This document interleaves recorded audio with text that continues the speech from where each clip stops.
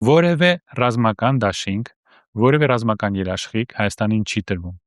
Այնտեղ խոսվում է ոչ լետալ, այսինքն ոչ մահացու զենքերի եւ համագործակցության մասին, որպեսզի Հայաստանը պատրաստվի խաղաղության։ Նորից եմ ասում, Զելենսկուն տվել են աշխարհի զենքը, կես տրիլիոնի 500 միլիարդի օգնություն, մեզ տալիս են ոչ մահացու զենք։ Խորհուրդներ, տրեյնինգներ, խորհրդատուներ կգնան, երևի օդեկոլոն կբերեն, ասել եմ դրա մասին։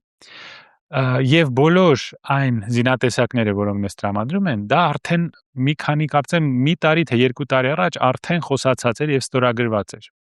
Այդ մի քանի ռադարների մասին պայմանագիրը արդեն ստորագրված էր։ Առնվազն մի տարի առաջ էր, եթե չեմ սխալվում։ Եվ պարոն Կալֆայանի հետ մենք քննարկեցինք, սա նա համաձայնվեց, որ այդ ռադարները կարելի է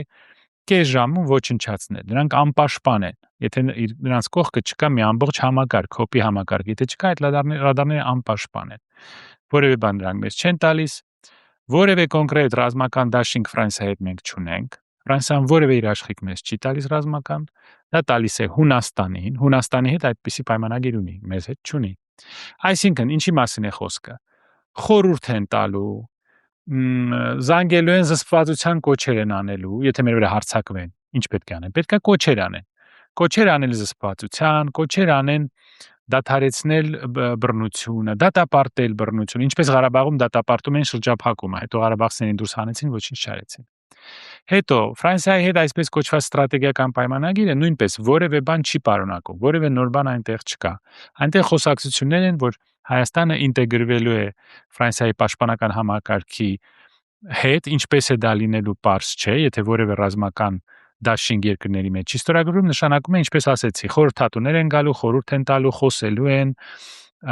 ինչ են բերելու, ոչ լետալ աջակցություն, դա ինչ է նշանակում, թաշկինակներ, պամպերսներ, ինչպես Վրաստանին էին տվել, օդեկոլոն մեր զինվորների համար, գուցե ինչ որ զգեստ բերեն, դա էլ ված չի, բայց որևէ ձևով սա մեզ չի պաշտպանելու։